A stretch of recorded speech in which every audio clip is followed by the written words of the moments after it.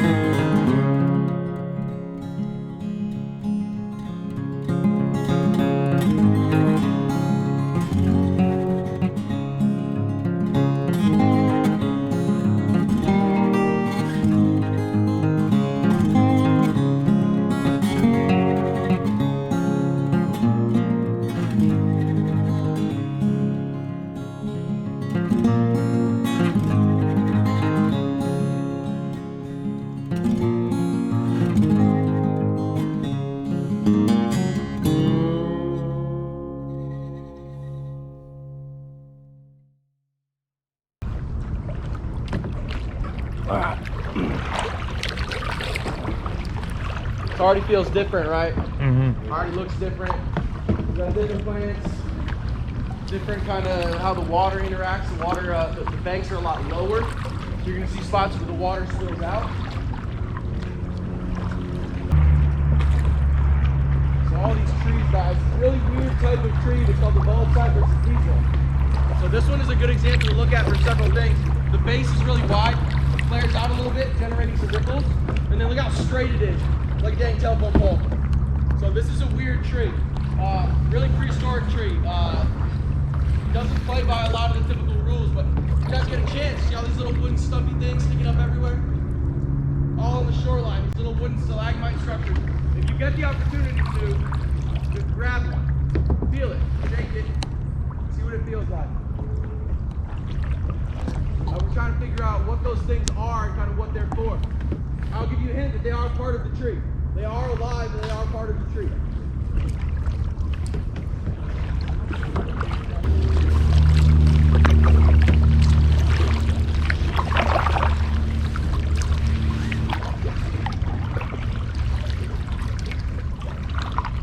Dark one?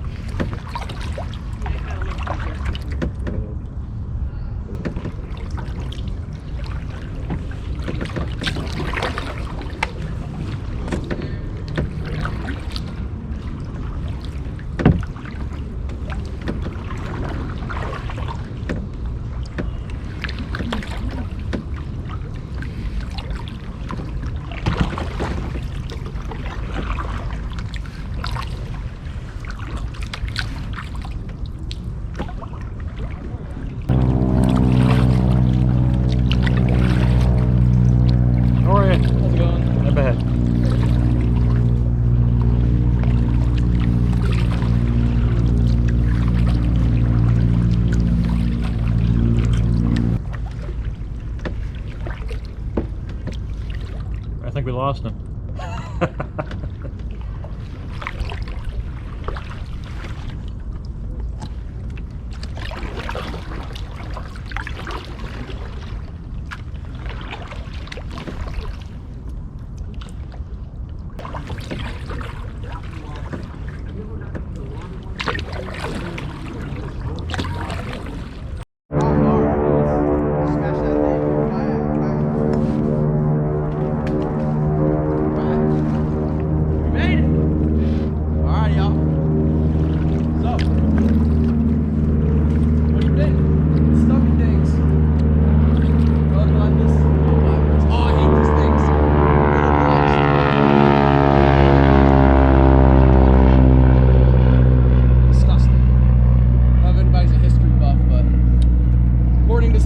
old lady I had on my tour one day when I was talking crap about these planes. Those planes won World War II. Okay, great, but what have you done for me lately? Nothing. Go park yourself in a hangar, let people see you. You don't need to be flying around. Old gunner planes.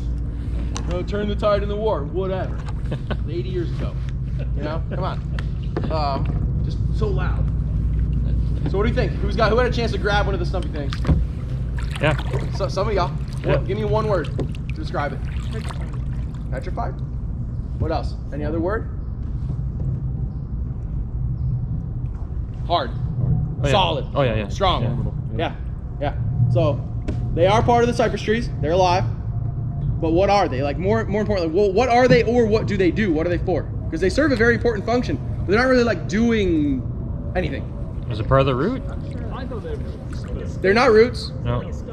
They're not roots. They're not a new tree. They're not a sprout. They're cypress knees. They are called cypress knees, yes. On the knees, yeah. Structurally, they are not roots. They come from underground, but they are not roots. Roots absorb stuff. Now, we have a lot of this that happens in Florida. A lot of it. We had one that just happened in September. So they're like Hurricanes? so it debris doesn't. from falling on the roof base? Nope.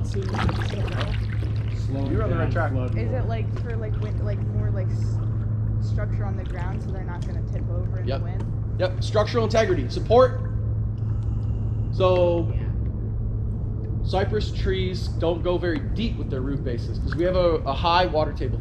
So like you could go into the woods where it looks dry, you could dig down in the ground, you go two foot deep, you're wet. So a lot of trees have the ability to throw a taproot down dead center in the middle of the tree, go down 10, 20 feet. These guys do not have that. They cannot put a taproot down. It's too wet. So they go down a couple feet, if that, with their root bases. So it's a very shallow root base, but as the roots spread away from the tree, it's a structure very similar to a rhizome, if y'all know what that is, but a rhizome would put a fresh growth up. Right. So this isn't technically a rhizome because that will never become a tree. It's not a sprout. It's just an anchor structure, a leverage point. It's just expanding the foot of the It's tree. just expanding, not necessarily expanding, because the root base can spread 40 feet in diameter. It could be a 40-foot or more diameter root base, which is insane. Look at an oak tree that fell over during the storm back there, and it's got like an 8 or 10-foot root base diameter, and the tree's a couple feet around. So imagine this tree's a few feet around, and then its root base is stretching 20 feet in any direction. That's insane. That's so bottom heavy. It's a shallow root base, but it's a lot of mass down there. And as it's spreading out, it's just every once in a while shooting one of these things up, just as like a boom, grab, boom, leverage, boom, anchor, like just to hold more grip, to create more leverage.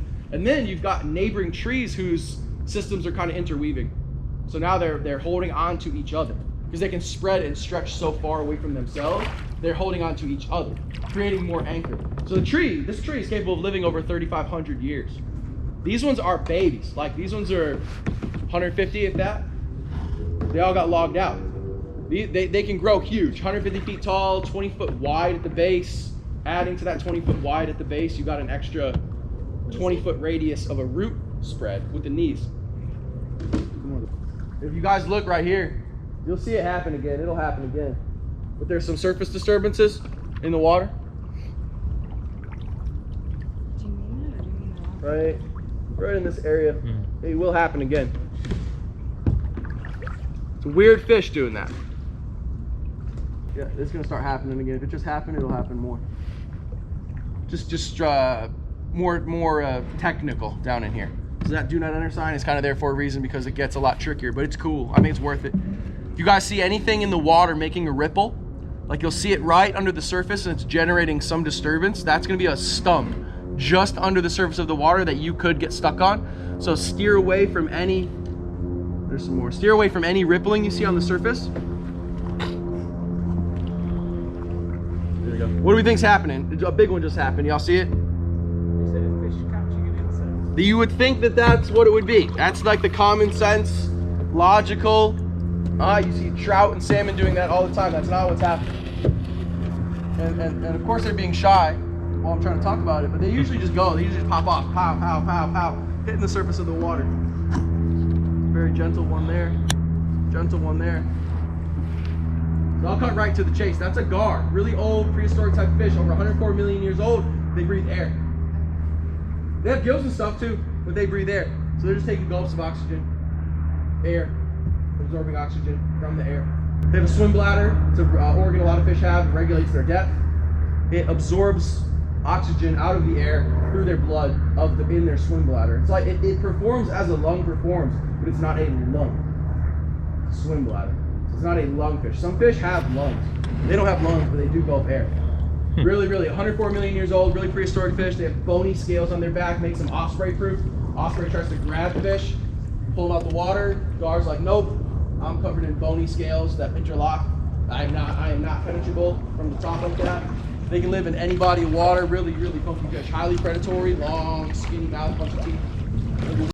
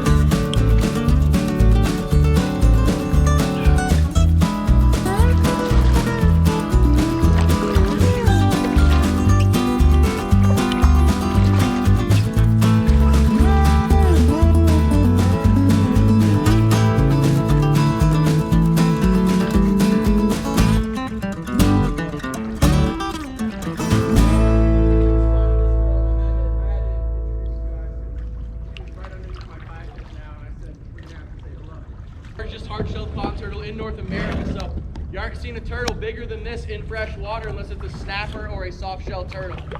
So this is a good-sized female. She's not even full-grown, so she will get bigger than this. She might get about 30% bigger than this. But let's say she's about 14 inches maybe front to back. They can get to be 16, 17, maybe even 18 inches front to back. The main bones in the top part of the shell is called the carapace. It's a spine running right from the top to the back, right at the surface, and then you've got these weird flattened out ribs that run laterally.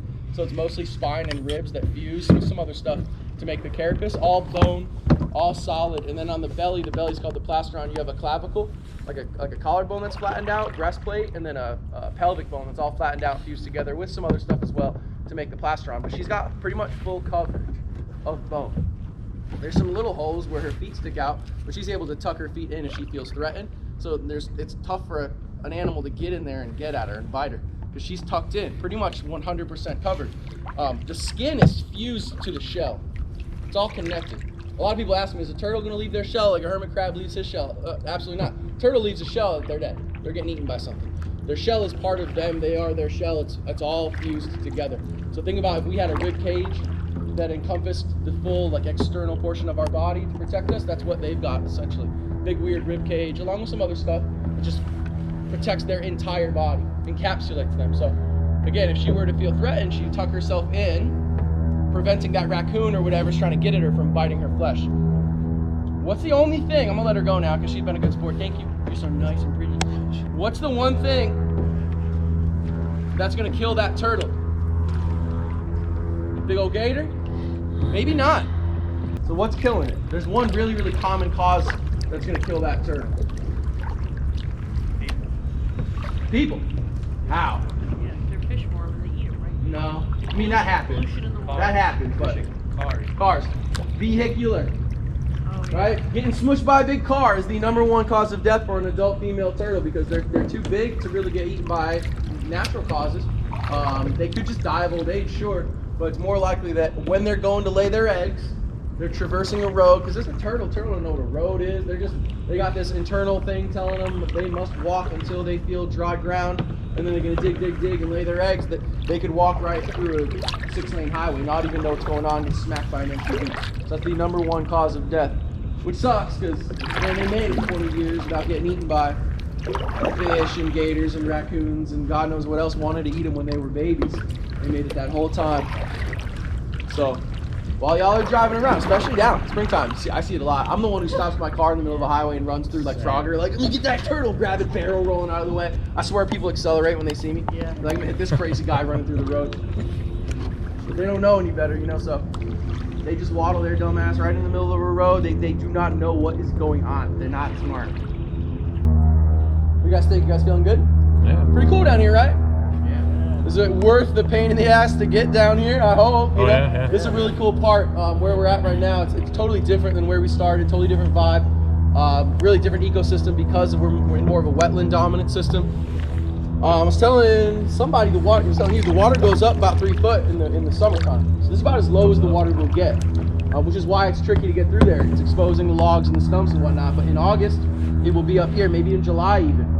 We're gonna start getting rain in June or so. July it'll rise up and up and up, and before long, water's gonna be 3 feet higher than where it is now. And you see a lot of the stain lines on the trees if you look around. You see like a random coloration change. So at that point, you're not running into anything, but you don't know exactly where you're going. It can become a bit of a maze. There are trail markers and stuff, but you get off trail real quick. You can be, oh, I'm gonna paddle that way, or I'm gonna paddle, take a wrong turn back there and go out into the woods, which makes it even more fun. Because you can get really lost, but not me, I've done it a million times. Yeah. Oh. Yep, just landed. You see it? Yep. Yeah. Here he is. Yeah. Right here, overhead. Come here. Come here. Hey. So nice. So there's a nest right up there. Pretty small nest, really hard to spot. You saw it, landed right up in there. Still circling overhead. I love this bird. They just came back, starting to build their nest last week. Here he is, right overhead. This is, a kite is similar to a hawk. They're a bird of prey, but that's a medium-bodied bird of prey, so his wingspan isn't really going to exceed 3.5 feet, but he's taking it easy now. He's cruising, probably looking for nest building supplies like sticks and Spanish moss and stuff, so every once in a while you might see him dive bomb a tree to grab something, but they are elite. Maneuverability is it's off the charts. It's insane. Big forked tail. They tilt the forked tail one way, tilt the wings the other way, and they can turn on a dime. It's phenomenal. They do everything in the air, so they can call it on the wing. So he's breeding in midair. He's hunting, obviously, grabbing things out of midair, like small birds or lizards off the trees, just grabbing them in midair and eating in midair, doing everything without really beating his wings. He's just kind of coasting around. Greatest paper airplane ever. He's got a fish. Did he dive bomb and get the fish? Oh, you just sitting in a tree over here. He was there, but he had He was in a tree? He Yeah. had something in his clothes for sure. Sure, I'm not gonna, don't want to hit you. I love you. You're so annoying. That's like, oh, I love eagles. I never get tired of seeing eagles. Yeah. They get tired of seeing me. They never sit still. They just fly away. They hear me coming. They're like, oh, he's coming. I gotta go. Gotta get out of here. Osprey, you see him flying overhead doing circles. Log that's slowly moving this way. Yeah. Yeah, that's a little baby gator. You see him? There's his back coming out now.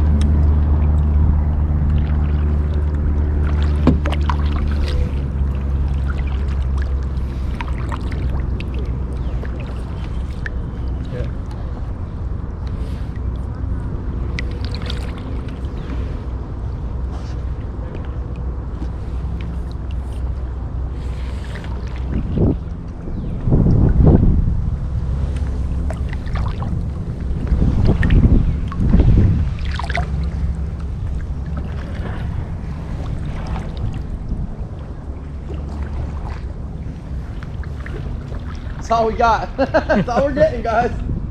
This one brave little baby one. As we turn around. And this, my friends, is where my memory card craps out. And that's the end of the video from here. from here on. So hope you enjoyed it. I had fun. This was a great tour. I'll definitely do it again if I'm back in Florida in this area. I highly recommend, if you are in Florida, to check out the paddling center in Kissimmee. Great bunch of people there. And Josh, our tour guide, was very helpful, knowledgeable, great guy. Had a good time. So again, check them out. I'll leave a link in the description below. Hope you enjoyed the video. Like I always say, get out there and get lost. Have a good one. Thanks for watching.